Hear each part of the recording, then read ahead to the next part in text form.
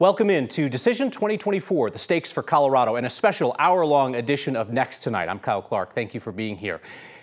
Here we are. Election night in America, 60 minutes left to vote in the state of Colorado. You can still do it if you want. If you've forgotten, felt like the moment passed you by, oh no, you can still even register to vote and cast your ballot before polls close at 7 p.m. If that's you, if you have not voted, please leave. Go do it. I'll be here when you get back. Our voter guide has a list of in-person voting locations around the state, places where you can register to vote and vote tonight. We can send it to you if you text VOTE to 303-871-1491. I'll do it again. Text VOTE to 303-871-1491. Got to remember, there are so many Americans in so many states who cannot register to vote today even if they wanted. And we have seen the pictures of the Americans who stood in line for hours to exercise their right to vote. That is not Colorado. That is not how we do it here. This state makes it simple, easy, secure. So if you haven't voted, please do it. There's still time. For everybody else, let's get started. As of 2 o'clock p.m., our last update, 2.8 million ballots have been returned in Colorado. That puts us on track for turnout below 2020 in the last year with a presidential election. 1.2 million unaffiliated ballots have come in. That is 43% of ballots returned. 28% of ballots returned have come in from Democrats, holding a 2-point edge over Republicans. 26% of the ballots come in are from GOP voters. Again, we have no idea how those folks voted, just who was returned. Polls closed on the East Coast about an hour ago. We are beginning to see our first vote tallies come out of some states that are no surprise in terms of the way that they are leaning. We have some early calls from the Associated Press, Vermont for Joe Biden, as well as the state of Kentucky and Indiana for Donald Trump. Watching Florida, a former swing state, solidly expected to be in Donald Trump's column tonight. No surprises there. Too early to make any judgments about votes coming out of Pennsylvania, North Carolina, or Georgia, the three swing states on the East Coast time zone. As we look at the situation in the U.S. House of Representatives, Democrats hope to pick up 4 seats and the majority, especially because it is likely that Republicans will take control of the Senate. One of the most closely contested House races in the country is in Colorado. It is the 8th congressional district, the newest district in our state, created just 2 years ago. A district drawn out of Adams County, Weld County, and a sliver of Larimer County. A district drawn to maximize Latino representation and to make it competitive. There's the Republican running, Gabe Evans. He's taking on Democratic Congresswoman Yadira Caraveo, who is in her first term. There is sparse polling in this district that shows the race to be essentially within the margin of error. And again, this could be one of a handful of races around the country that determine control of Congress. Cook Political Report says there are 27 toss-ups in the country. They rate the 8th as a lean Democrat toss-up. We'll watch that closely tonight as Caraveo won in 2022 by just 1,600 votes. Want to get to our Angeline McCall, who is in Adams County, where Representative Caraveo and her supporters are gathering tonight. Angeline, what is the sense that you get about their level of confidence, in which she has a lot of things going for her? Incumbency, a cash advantage, but she has been forced to talk about a lot of the issues that Republicans want front and center. Right, there's a lot of excitement in the room, but we know that this is a really competitive race. Kyle, you used that 1,600 number back 2 years ago. It was simply 1,600 votes that pushed Representative Caraveo over the edge for a win, which makes her vulnerable, right? It makes Republicans feel optimistic that they could potentially flip this seat. And while we're talking about flipping seats, we also know that Caraveo has flipped her stances on certain issues. Back when she ran 2 years ago, she ran as more of a liberal candidate. Now we're seeing her more as a moderate, especially when it comes to immigration. It is a position that, she says is something that she flipped on, that she votes across party lines on, because that represents the views of her constituents, of her district here in Colorado, District 8, but it's not necessarily her personal views. And that's something that she's actually talked a lot about during this campaign, is how she can collaborate and work across the aisle. When we talk about other issues she's run on as well, we know lowering the cost of living, especially when it comes to healthcare costs, and we also know that she's run and talked a lot about abortion and the woman's rights to choose. But I want to talk a little bit about this district. Like you said, this came out of the 2020 census, and it was drawn because there was so much growth here in Colorado District 8.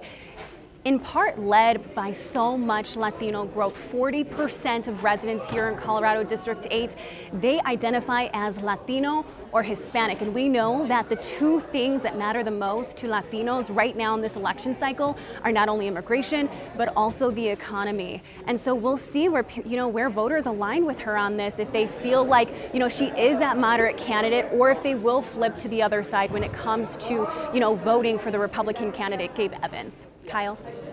McCall, thank you very much. We will stay in touch with you throughout the evening. I want to now turn to our Janelle Finch, who is with the Evans camp. And Janelle, you followed Gabe Evans through the primary, in which he faced a far-right primary challenge backed by the Colorado Republican Party. He easily dispensed with that with the support of none other than Donald Trump. Evans has not talked about Donald Trump as much in the general election, knowing that that might not appeal to every swing voter in the district. That is absolutely right, Kyle. There has been a lot of political discourse between Republican Gabe Evans and Democrat Dr. Yadira Caraveo. And tonight we're in Brighton to see if Evans will be able to turn a blue 8th congressional district seat red in Colorado's closest congressional race. Evans is a former Arvada police officer and military vet who is looking to further the GOP standing in the House. And as you mentioned, he took nearly 80% of the votes cast during the primary election to get a place on the ballot. And ahead of the primaries, he earned an endorsement from former President Donald Trump, but has since separated himself from some of Trump's policy proposals, like mass deportation. The Republican nominee has credited problems with immigration, crime, and fentanyl to his Democratic challenger and incumbent Caraveo. Evans says he would implement more border security, lower cost of living, and promote conservative values if elected into Congress. Now, as we've been talking about all evening, both of the nominees in this congressional district see this as a winnable race, and as a result, millions have poured into it from outside of the campaigns themselves. As you mentioned, this race was just narrowly won by Caraveo back in 2022, and at that time, the Republicans credited that loss to the Libertarian candidate. So this time around, Evans agreed to support several Libertarian policies, and that candidate has since dropped out. So truly, Kyle, this could go to either nominee. With you as well, Janelle Finch, reporting from Gabe Evans' Republican campaign for Colorado's 8th Congressional District. So we've had a wrinkle here in the last week or so of voting in Colorado, which is that the faith in the system has been challenged by a leak, an inadvertent leak by the Colorado Secretary of State's website. Democratic Secretary of State Jena Griswold says an employee of her office accidentally posted hundreds of voting machine passwords online where they remained for months because no one knew that they were there. The Colorado Republican Party called it out last Monday, forcing Griswold to admit to the county clerks who did not know, and then the public, that this was going on. Libertarian Party sued, looking for a hand count, and today a judge told them that they weren't going to get it. The Griswold's office had acted quickly to deal with the issue. I want to bring in our Marshall Zellinger, who was in court yesterday for those arguments and has been following this issue. Marshall, there isn't a legit expert that we have heard from that suggests that those leaked passwords were actually a threat to the system, which is protected by multi-layered security, but it certainly is a threat to viewers and voters' perceptions of whether Colorado's voting systems are secure. Really voter confidence, but what was on trial at this hearing yesterday, no one on the stand told the judge that any voting machine was compromised as a result of those visible passwords on the hidden tab on the spreadsheet. In fact, the Deputy Secretary of State testified the opposite, that all passwords have been changed and that there was no evidence anyone accessed those machines. What we learned yesterday in court is that Sean Smith in the center had downloaded the spreadsheet and then said he discovered those hidden tabs with passwords to the voting machines. 2 years ago, Smith suggested that Democratic Secretary of State Jena Griswold hang for election fraud. No one who took the stand in the Denver courtroom yesterday told the judge that the disclosure of the passwords led to anyone tampering with the voting machines that county clerks control. Those machines are behind locked doors that require badged-in access, and as you can see, they're under 24/7 surveillance. In her decision, the judge wrote, quote, "The record before the court lacks any evidence that the conduct related to the BIOS passwords on the Secretary of State's website was done, quote, knowingly. Additionally, no witness testified, nor was evidence presented that the affected counties' voting systems were compromised or altered, even with the BIOS password disclosure." The judge also wrote that the Secretary of State's office acted independently to correct the password issue even before the lawsuit was filed. So bottom line, The machines will, with the changed passwords, will continue to count the ballots as they were going to before. They will not be decommissioned, and there will be no hand count, Kyle. All right. Marshall, thank you very much. Want to bring in our panel who's going to be with us throughout the evening. You all have signed up for a long night, but thank you for being here. A left to right Democratic strategist Elvina Vasquez, Democratic State Representative Jennifer Bacon from Denver, State Senator Republican Byron Pelton from Sterling, and State Senator Barbara Kirkmeyer of Brighton. You've been here the longest, and I tripped on your name. Thank you all for being here. State Senators, Representative Elvina. Let's talk about this idea of the challenge to voter confidence in Colorado as a result of this breach. Does anybody up here disagree with the premise that we've heard from experts that Colorado's voting system is still safe and secure despite the breach? Does anybody have a disagreement with that? I don't disagree. Okay. No. So I think we can start from that premise and then get into the issue that exists. How do you convince Republicans who have good faith questions about our elections that this is not a serious issue? And you're correct, Kyle. I think voter confidence in elections has been eroded some with just what happened with the passwords. But former county commissioner here, working with the county clerk, majority of our clerks are Republicans. The clerks are the ones who actually run the elections. And so I have every confidence in the Weld County Clerk and Recorder's Office that she's running a very competent election. We're using the same machines that were used in 2016. Senator Pelton, that's a heck of a burden to put on the county clerks this is not the first time that they have had to explain an error made by the Secretary of State's office. This is the same Secretary of State's office that mailed out 30,000 mailers to non-citizens, inviting them to register to vote, and they're not eligible. And people call their county clerks and say, what are y'all doing down there at the county clerk's office? What is your message to voters? My message to voters is your county clerks are the most trusted elected official in your county. Former county commissioner as well. Logan County, my clerk in Logan County does an excellent job, but I also have 7 clerks that I represent in Senate District 1 that does an excellent job.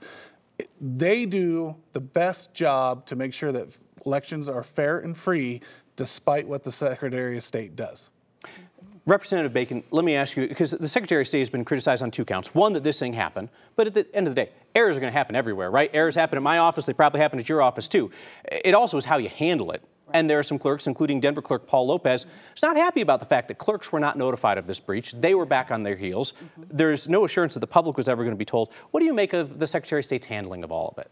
I think our Secretary of State has done a great job to try to create relationships with our clerks and to create protocols and expectations so when things happen, folks can lean back on that and still have the confidence in operating. You know, I don't want to begrudge any of the clerks, but as my colleagues have said, our clerks are extremely competent. They know their communities and they know how to execute on elections. I think also what we've all tried to do across the legislature is pass bills and pass laws to be sure that we have fail-safes, right? To be sure that if things go wrong, we have quick fixes because we recognize how important voting is to all of our neighbors.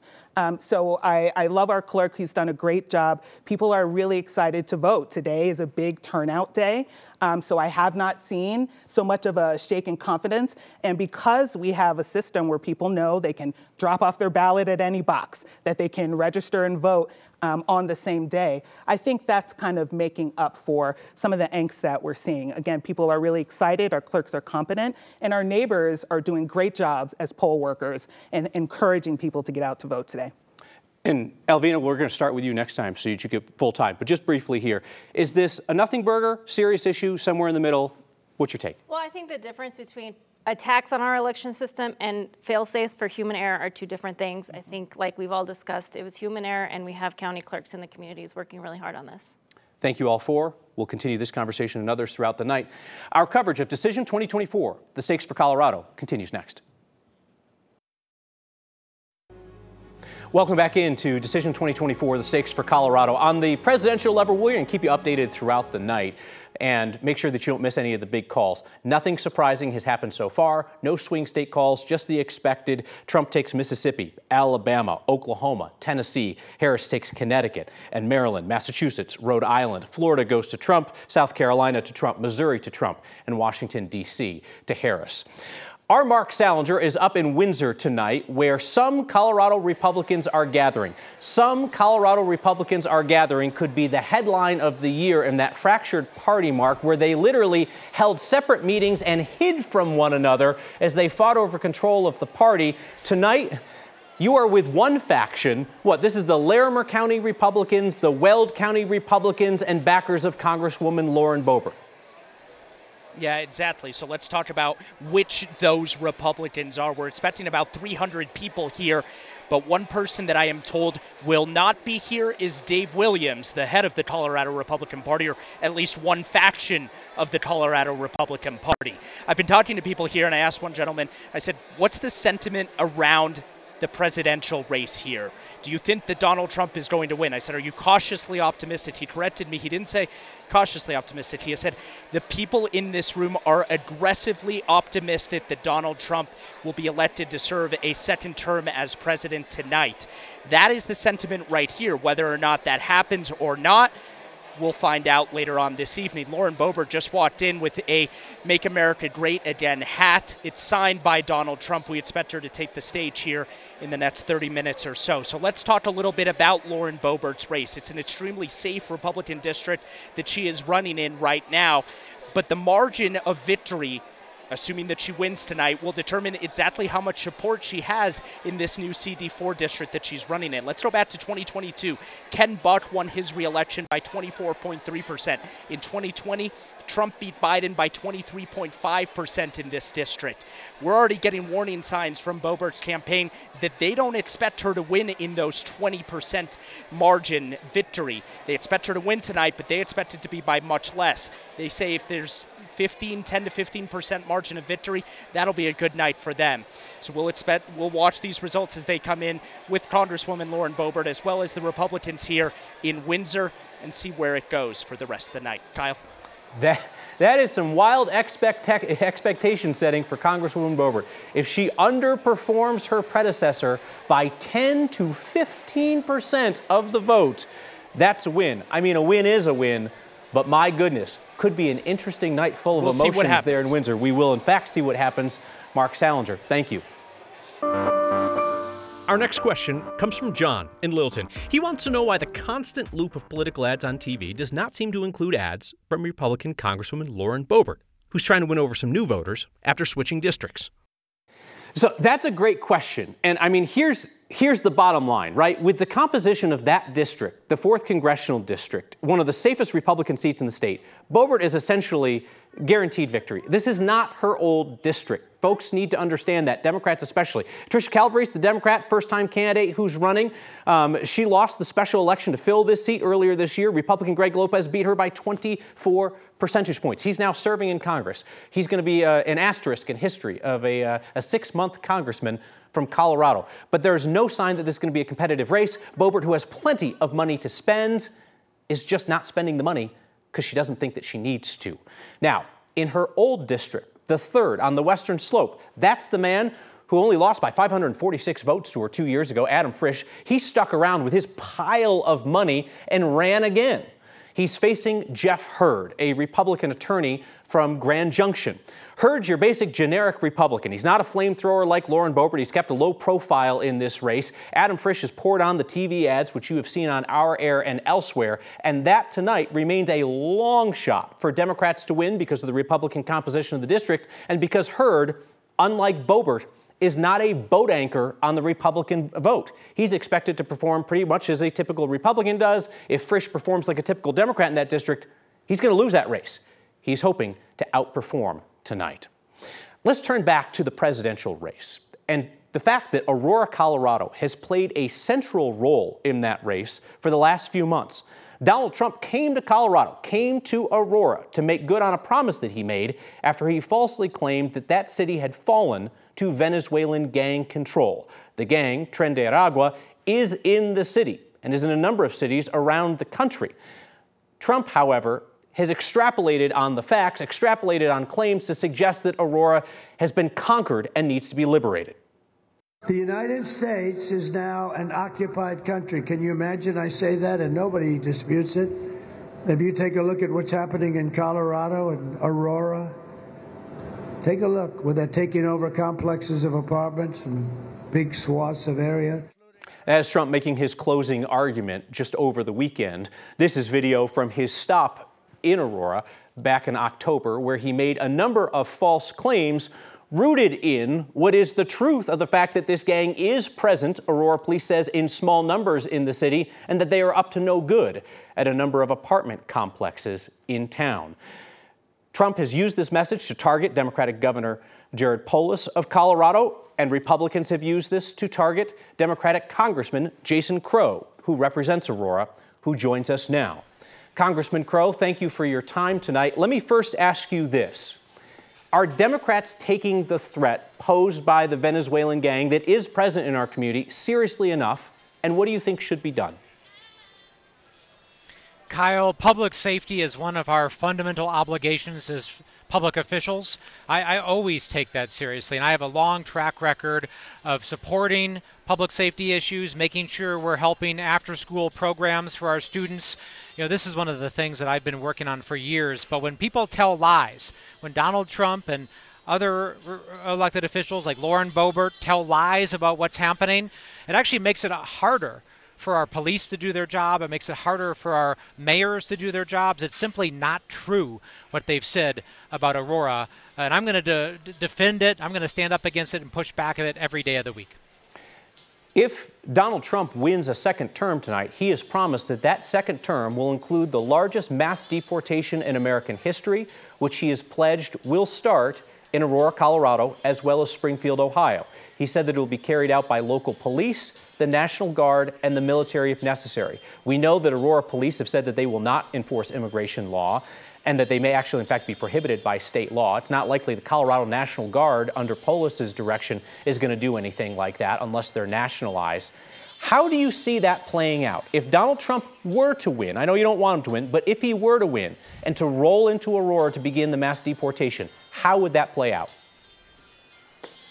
Well, first of all, I do believe that Vice President Harris is going to win, and she will be the next president of the United States, and she will respect the rule of law. She will move forward comprehensive bipartisan immigration reform.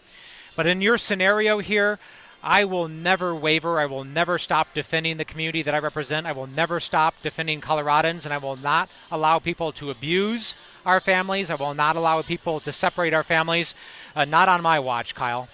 I guess the question, though, is you can say that, but what would Congress or Democrats be able to do to effectively stop it?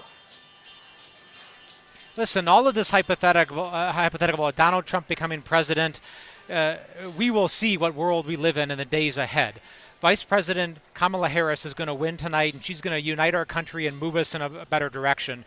Donald Trump is clearly unstable, unfit to do the job in every conceivable way, and America sees that. All right, one last question for you, Congressman Jason Crow. Do Democrats retake the majority in the House, and if so, by what kind of margin? Well, Kyle, I've been all over the state campaigning from northern Colorado. I was in Fort Collins and Greeley, and then down to Pueblo and Colorado Springs yesterday, and everywhere in between. Coloradans are pumped up. But I've also been in Georgia, North Carolina, Pennsylvania, helping flip those seats that we need in the House of Representatives. The energy is off the charts. People are enthusiastic. The voter turnout is very high. So, yes, I do think we're going to retake the House of Representatives tonight. All right. Democrat Congressman Jason Crow won his district with 60% of the vote in 2022. Not expected to be a competitive race again tonight, but we appreciate you taking time to talk about the issues facing your district and Aurora and the country. Congressman Crow, thank you. Thank you. I want to turn to Ria Jha, who is out at the Democrats gathering in Denver tonight, where they are watching a number of issues, right, Ria? You have the state legislative races where Democrats want to hold on to their supermajority in the state House and to gain a supermajority in the state Senate. They're looking at a number of ballot issues on which Democrats in the room are divided. But of course, all eyes as well on the presidential election, which is probably going to determine how most people feel when they walk out of that room tonight. Right, and as you just heard from Crow, Democrats here are pretty confident in Harris, and Colorado is expected to go for Harris. Historically, voters have sided with Democrats in the last 4 presidential elections. back in 2020, Joe Biden won by 13.5% margin, which was the largest margin any Democrat has won by since 1964. So we will be watching to see whether Harris matches or beats that margin. So people are just starting to file in. A lot of prominent state Democrats are expected to be here, including state Senator Hickenlooper and Bennett, along with Attorney General Phil Weiser. Most congressional Democrats are expected to be here. Kylie just spoke with Jason Crow. Also joining him will be Diana DeGette, Joe Neguse, Brittany Pedersen.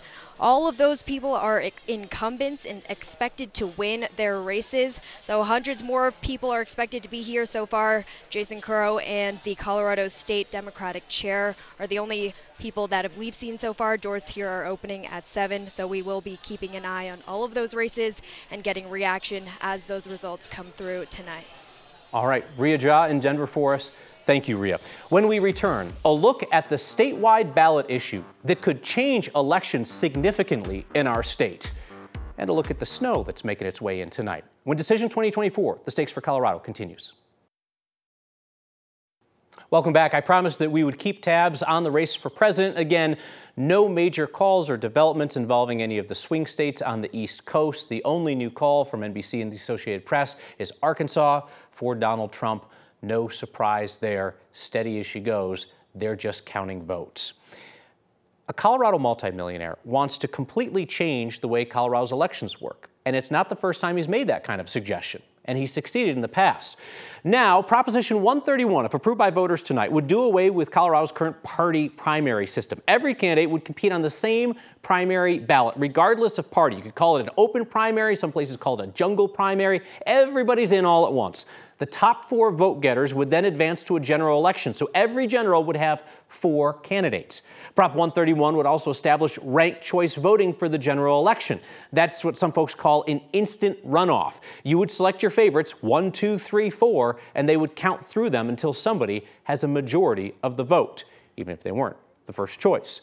The ballot question is the latest attempt to change Colorado's elections by Kent Thiry. He's the former CEO of DaVita.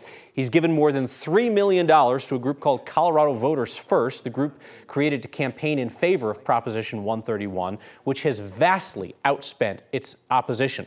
We're talking millions of dollars spent versus hundreds of thousands of dollars spent. In terms of the opponents and the proponents, it splits in interesting ways. Both the political parties, the main political parties in Colorado, Democrats and the Republicans, oppose Prop 131. They say that it would weaken the party structure. But some of Colorado's most prominent Democrats are backing it. Governor Jared Polis is on board, so is Senator John Hickenlooper, as well as Denver Mayor Mike Johnston. In a moment, we'll talk to our panel about why those 3 men might be so hot on the idea.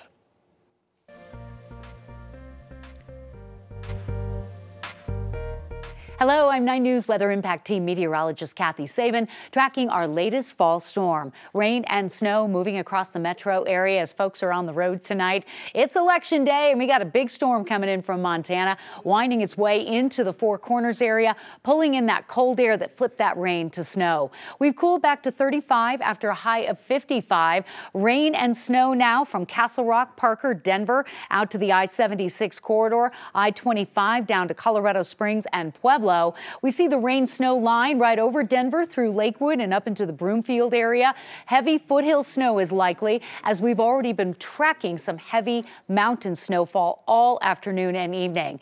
Winter weather and travel advisories are out for the High Country and Front Range. Nothing for Denver as of yet, but just south and east we have a winter storm warning. Castle Rock, the Palmer Lake, Palmer Divide, Kiowa, Elizabeth, 5 to 10 inches of snow. 4 to 8 in the foothill areas west of town. Looking for about 1 to 3 in Denver for the morning drive tomorrow. So we have in fact called it a weather impact day. We'll have snow for much of the day, drying from north to south, but it won't be completely dry and calm tomorrow night. This night, temperatures hold in the 30s with snow showers through the wee hours of the morning. An impact day tomorrow for a tough morning drive with 1 to 3 inches of snow. Clearing Thursday, another storm and another round of snow and cold. That's coming in Friday into Saturday ahead of a mild and dry Sunday and Monday.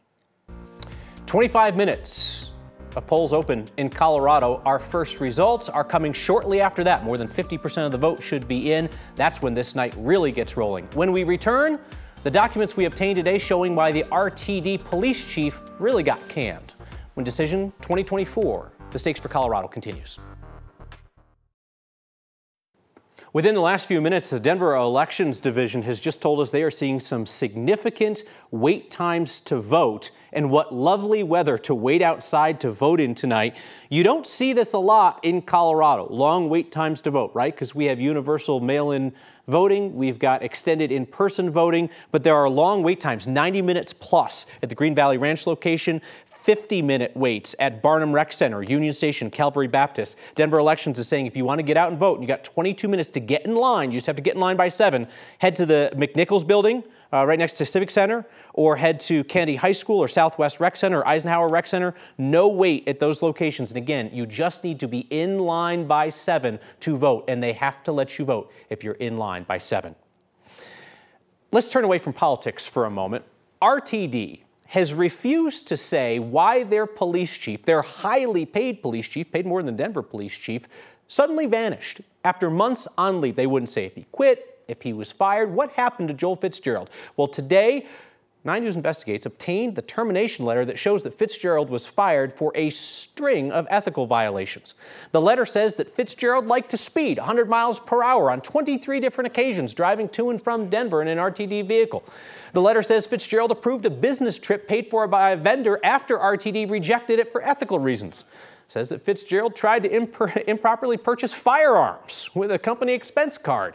It says that he failed to wear his body camera in violation of the law. It says he intervened inappropriately in internal affairs investigations and created a policy that discouraged staff from contacting RTD's legal counsel. Other than that, it seems like everything was going well for him there. An investigator said that Fitzgerald viewed himself, quote, and possibly the police department as above policy. Well, so now we know. Perhaps RTD didn't want to say anything because they figured that he's the suing sort, and today a lawyer for Fitzgerald filed a wrongful termination lawsuit against RTD. The lawsuit accuses RTD's deputy chief of undermining him because of his race. Fitzgerald previously worked for the Fort Worth Police Department. He was fired from that gig in 2019 and later won a $5 million whistleblower settlement from that city. Another story that's beyond politics for a moment. The concept of turning empty office space into retail units. It's not new, but there is a new plan to create high-rise dormitories in Denver. That's taking a different approach. Our Evan Krugel shows us how a willingness to perhaps share some things that you might find in your home could one day land you some of the cheapest rent in town.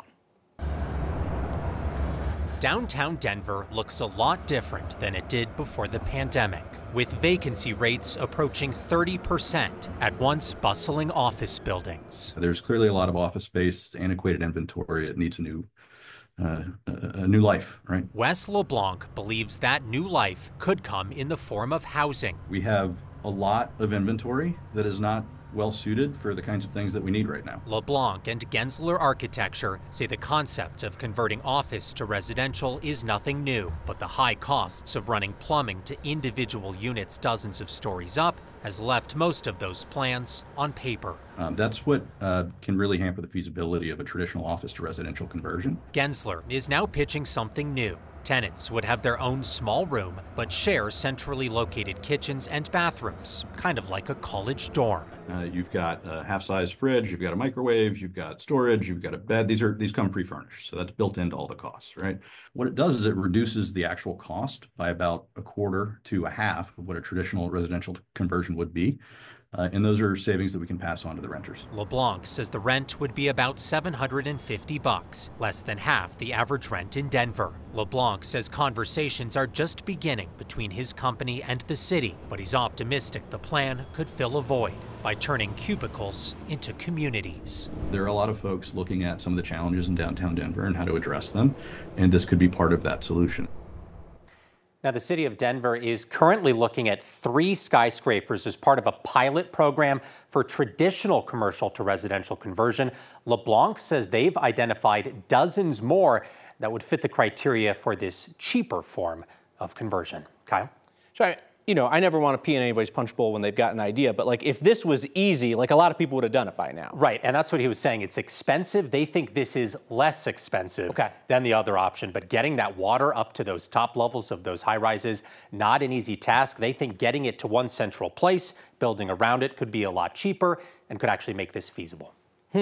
I remember college, you had to wear your sandals in the shower. Yeah. It was a fun time. Yeah, it was a time indeed. But cheap. But cheap, and that's the point. Evan, thank you very much.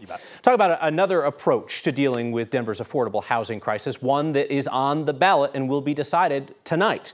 It's the ballot measure backed by Denver Mayor Mike Johnson to raise the city's sales tax to fund affordable housing development. This ballot initiative asked Denver voters to add 0.5% to the city's sales tax to bring it up to 9.31%. So think about it like it'd be 5 cents on a $10 purchase, an additional 5 cents, right?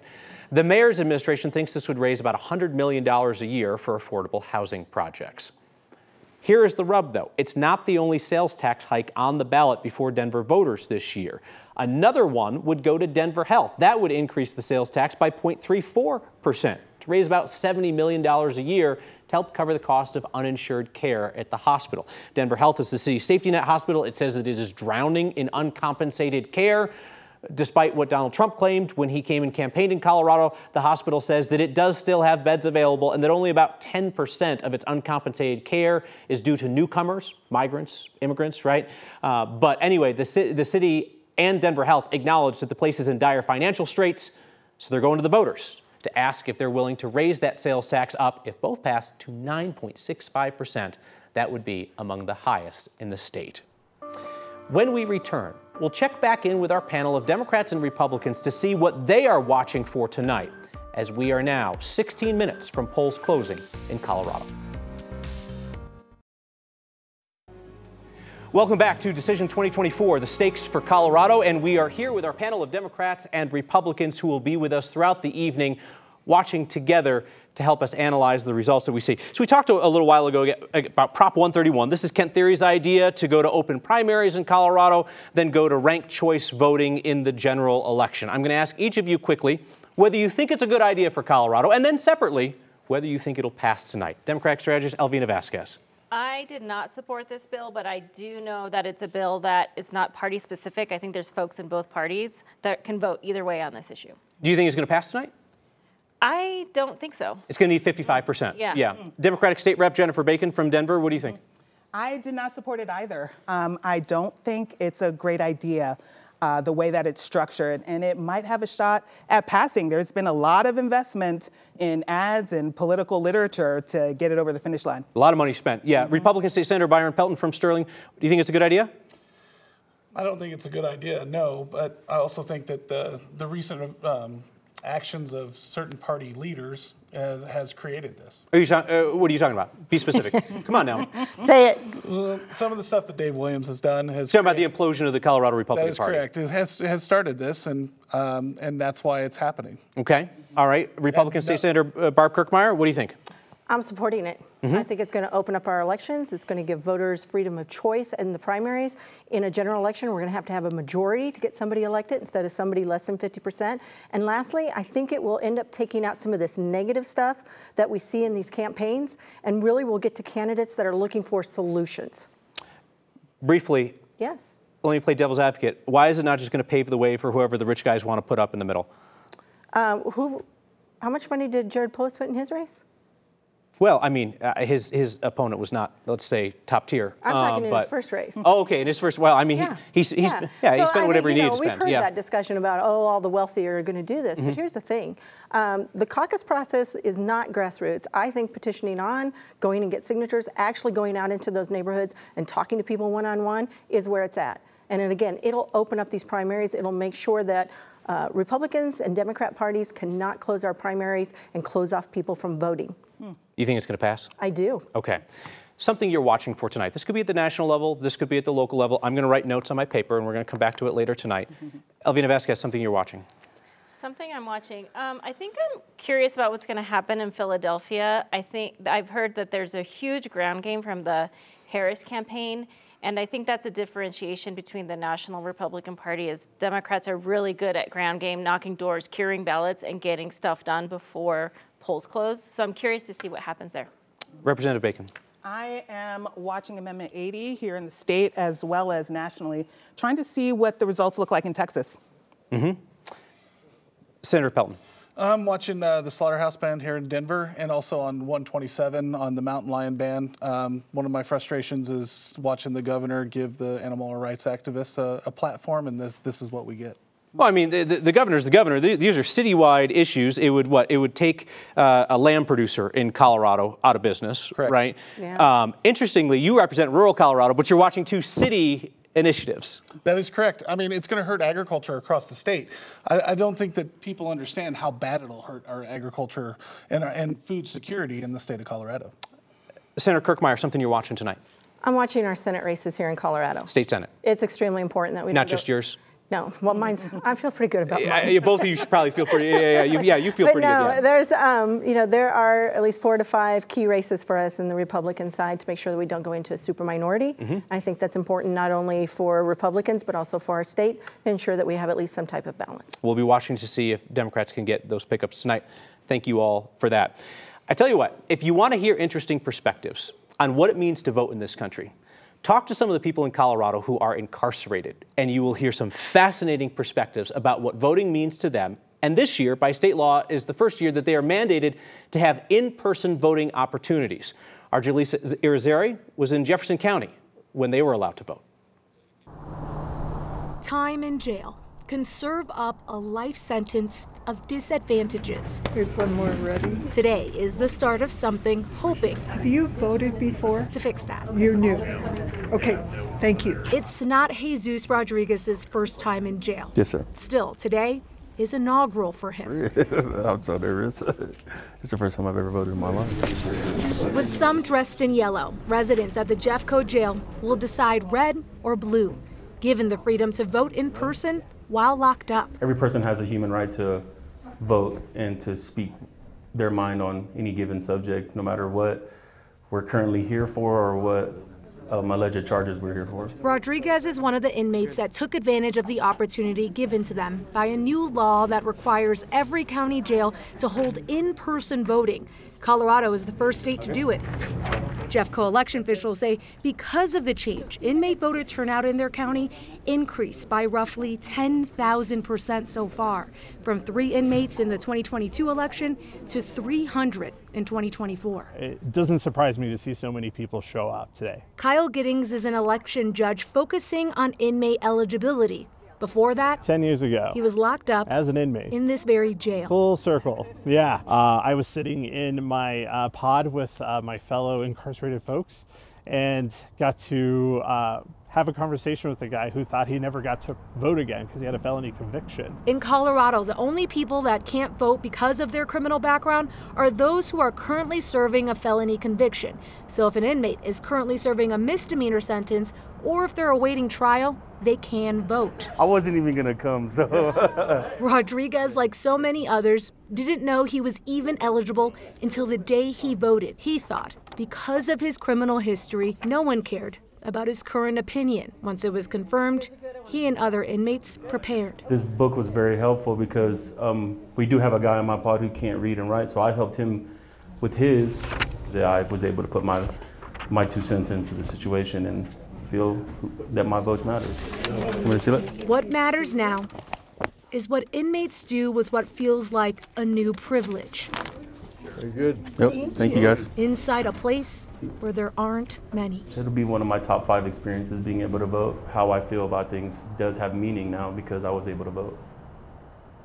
As Julissa Irizarry reporting, Representative Bacon corrected something I said on the way in. These are not folks in prison, these are folks in jail, right? Because they're either pre-trial or they're serving time for a misdemeanor. I want to make sure we get that right. Decision 2024, the stakes for Colorado, continues next. It's been snowing in the high country all day, and now that snow has moved into the metro area. Expecting 1 to 3 inches of snow overnight. A weather impact day called for the metro area because the drive tomorrow morning will certainly be impacted by the snow that is falling tonight and turning heavy in many areas. Foothill areas, 3 to 6 inches of snow. Areas above 7,000 feet could see a foot. And those of you on south and eastern sections of the Denver metro area are under a winter storm warning for 5 to 10 10 inches of snow. That winter storm warning from Castle Rock out to Lyman will remain in effect until 5 o'clock tomorrow. Again, Denver in the 1 to 3 inch range with foothill snow in that 3 to 6 inch range. And tomorrow with the weather impact day, a chilly Wednesday, a high at 35, a break Thursday, and more snow possible on Friday. No new swing state calls on the map so far. New Jersey goes to Kamala Harris along with Delaware, according to NBC and the AP, and she also takes Illinois as expected. So we continue to watch Georgia. We continue to watch North Carolina. We continue to watch Pennsylvania tonight. Again, those lighter shaded blues. Let's take that map down. I think there's stuff on there that has not been called, so let's get that down. 7 o'clock is when polls close in Colorado. That is just over 2 minutes from now, and then we will get our first ballot drop of the evening 10 minutes or so after the top of the hour. That's going to contain usually 50 to 70% of the vote in Colorado because, again, it's been coming in by mail. It's been counted already. The outstanding vote will be the late arriving mail ballots as well as the in-person votes from today, folks who dropped off ballots today. So things are about to get real interesting in the next 30 minutes as we get a good look at what's happening in Colorado. We will be going commercial-free from 7 until 7:30 for that. Please join us as Decision 2024, the stakes for Colorado, continues.